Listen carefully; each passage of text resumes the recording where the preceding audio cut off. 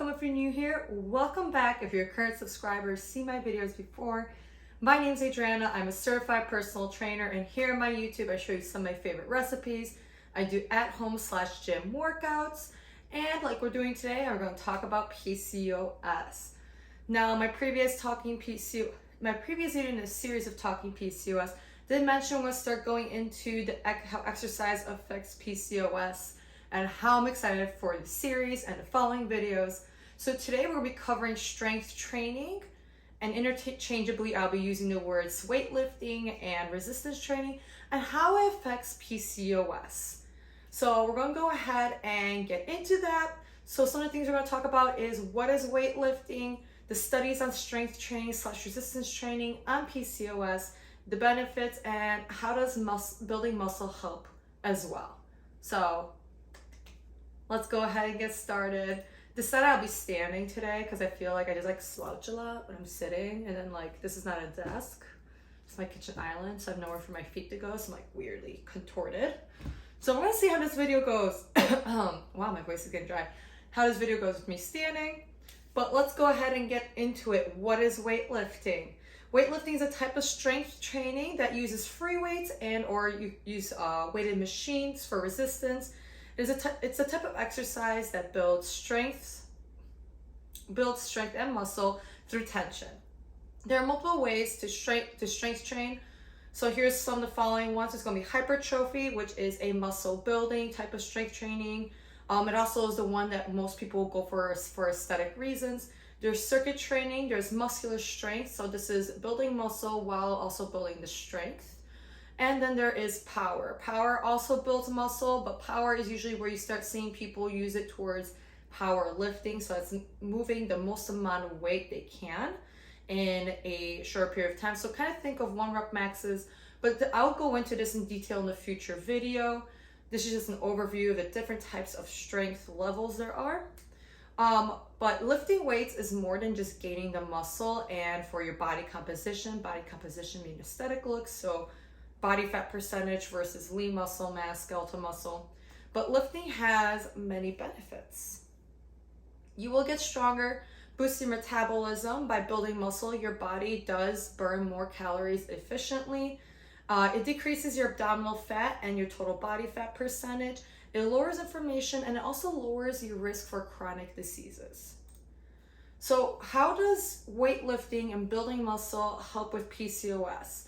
So there's been multiple studies done on the positive effects of resistance and strength training with women with PCOS. Again, I'll link these studies down below into the description box if you want to check out them yourself.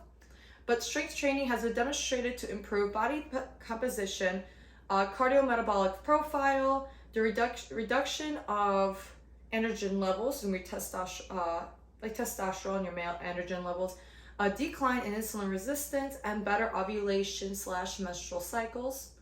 In a 16-week study where women with PCOS, so 45 women with PCOS and 52 non-PCOS women saw a reduction of testosterone after doing resistance training 3 times a week.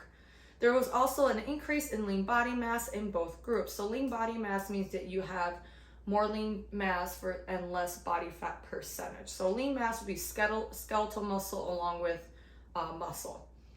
A summary of the studies collected between January 2009 through July 2020 also showed 4 months of resistance training 3 times a week for 1 hour has shown improvements in insulin, quality of life, decrease in body fat percentage, and testosterone. So muscle helps with insulin resistance. A little recap on what insulin resistance is. Insulin resistance is when your body cells are not able to absorb glucose and or blood sugar. You can use those interchangeably, causing your pancreas to compensate by producing more insulin.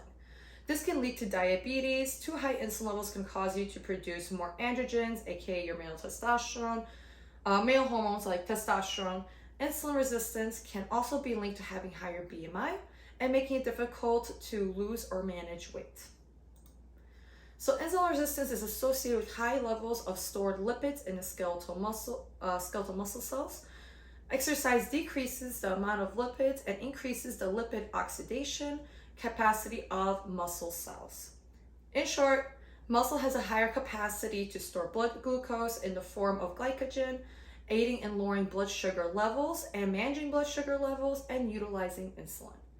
So it's one of the main movers. So the more muscle you have, the easier and better your body will be able to manage these blood sugar levels. So how often should you start to weight train to receive these benefits? Most people off the bat, again, I'm a personal trainer, so this is really up my alley. When I start seeing clients, they automatically think you come in 5 days a week or 6 days a week to do all these crazy intense exercises. And honestly, that's not the case. And I always recommend everyone start slow and get yourself into it and get comfortable. So it's been shown that all you need is 3 days a week for about an hour of strength training in order to start receiving these benefits and start building muscle. Even if you can't get in a full hour, it is better to do some kind of activity than none at all. So 20 to 30 minutes of at-home exercises, whether you're using kettlebell, dumbbell, or even your own body weight, are a great option as well. I do know, especially if you run a tight schedule, you have children, there's a lot of things to do. So maybe it's hard for you to get into the gym for a full hour. Again, at-home exercises are great. There's plenty of options on YouTube. I make some at-home exercise videos as well that you can follow along, or there's a certain creator, fitness influencer that you like a lot and they have at-home videos that you could do. I highly recommend doing that. And when you can get into the gym, get into the gym. Strength training and resistance training can be done in different ways. So weightlifting, bodyweight exercise, and resistance bands are for strength training. So I wouldn't really you could kind of put yoga and Pilates into it, but it's not going to be the same amount of muscle recruitment as you would have to be actually doing like bicep curls, shoulder presses. It's not going to build your body the same way as weightlifting would. But again, those are still great options you could do. They're all low impact. So if you enjoy Pilates, yoga, go ahead, continue doing that. If you want to kick it up a notch and add in some weights, perfect.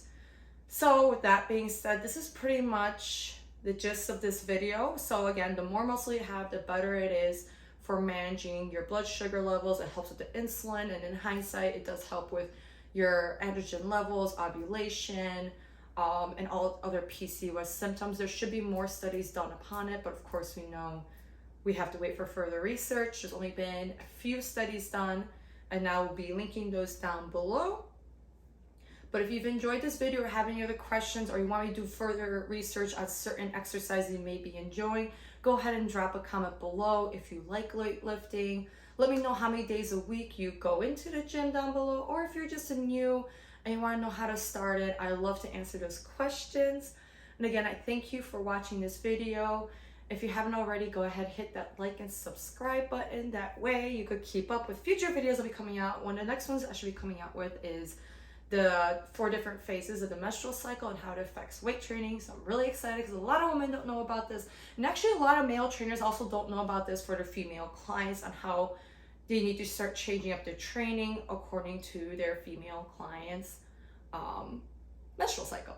So that's super exciting. And then you'll be all explained on why you have certain weeks of the month where you're like super energetic and other ones are going down low. But again, if you want to keep up with my future videos, I recommend hitting the subscribe button. Plus, it's a free way to show support to my channel. And with that being said, I'll see you at the next video. And I actually managed to stand. It was actually a pretty quick video. I don't know why I thought it'd be longer. Maybe I talked a lot, but again, I'll see you next time.